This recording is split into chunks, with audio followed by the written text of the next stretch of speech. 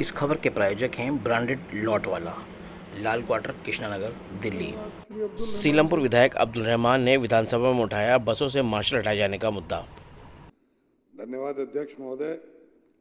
अध्यक्ष महोदय, बड़ी अजीब सी बात है कि 10,000 मार्शल और सिविल डिफेंस के लोगों को एलजी साहब ने एक मनमाने तरीके से बिल्कुल उठाकर दूध में से मक्खी फेंक दिया और बेरोजगार कर दिया और ये कह दिया कि सीसीटीवी कैमरे लगे हैं बसों के अंदर, पैनिक बटन लगे हैं बसों के अंदर, तो कोई जरूरत नहीं है। मैं एक छोटी सी 1 मिनट की एक कहानी आपको सुनाना चाहता हूं।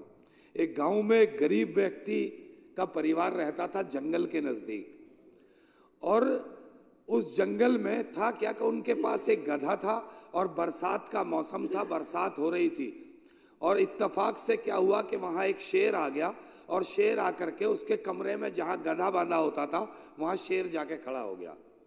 उसकी बीवी ने कहा गरीब व्यक्ति की कि जाओ गधे को बांधाओ, तो शेर सुन रहा था ये बात। उसने कहा यार मुझे इतना डर उसका नहीं है, शेर का भी नहीं है जितना डर टपके का हो रहा है, तो टपका पड़ रहा होगा अंदर तो गधा भीग जाएगा। शेर ने सुना यार ये तो कोई मुझसे भी बड़ी चीज है, टपका, ये क्या बला है। तो खैर वो बेचारा किसान आया अंदर, उसने देखा तो वहां शेर खड़ा हुआ था, अंधेरा था, उसने सोचा गधा है, उसका कान पकड़ा। शेर ने सोचा यही टपका है, ये मुझसे भी बड़ी कोई आइटम है, टपका यही है। शेर भी डर गया, उसने ले जाके गधे को बांध दिया। तो मार्शल जो थे वो एक टपके का काम कर रहे थे। इतनी दहशत बदमाशों में थी कि आए दिन जो मंचले बसों में सफर किया करते थे, जिन मंचलों की वजह से, जिन गुंडे आवाराओं की वजह से हमारी बहन बेटी माएं बसों में सफर नहीं करती थी, बसों में जिस दिन से मार्शल लगे अध्यक्ष महोदय, उस दिन से बसों में महिलाओं की संख्या मेरे ख्याल से 6-7 गुना ज्यादा बढ़ गई।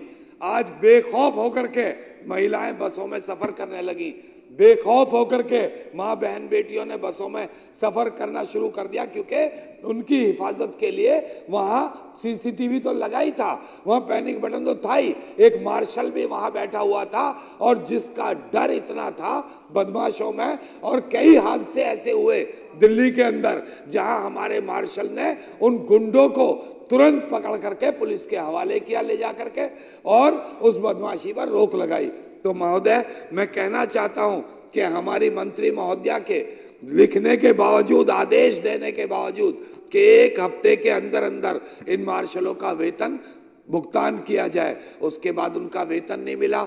10,000 मार्शलों को बेघर कर दिया गया। उनके घर में क्या व्यवस्था है रोटी की, रोजी की, या जो है मतलब दवाई की, दारू की, किसी को परवाह नहीं।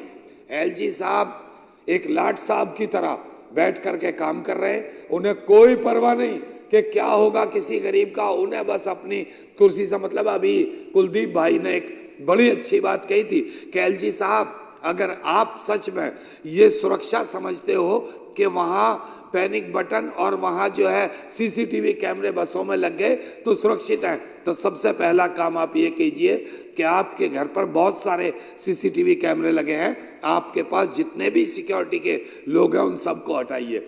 सीसीटीवी में अगर आपके साथ कोई दुर्घटना हो जाएगी तो पुलिस तो पकड़ ही लेगी सीसीटीवी देख के, फिर जरूरत क्या इस सब सिक्योरिटी की। तो मैं कहना चाहता हूं कि दुर्भाग्यपूर्ण है दिल्ली की इस तरह की व्यवस्था जो एलजी साहब चलाना चाहते हैं, गरीब आदमियों को बेघर करना चाहते हैं, बेरोजगार करना चाहते हैं, ये शर्मनाक है।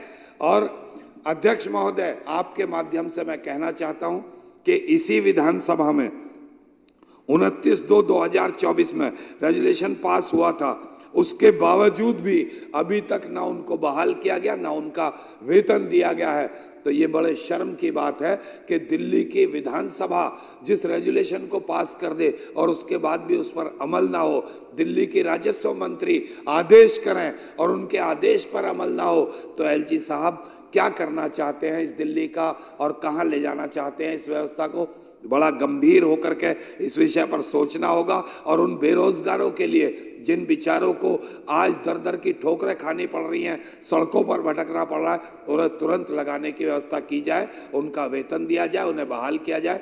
बहुत बहुत शुक्रिया, बहुत बहुत धन्यवाद। धन्यवाद श्री रोहित कुमार।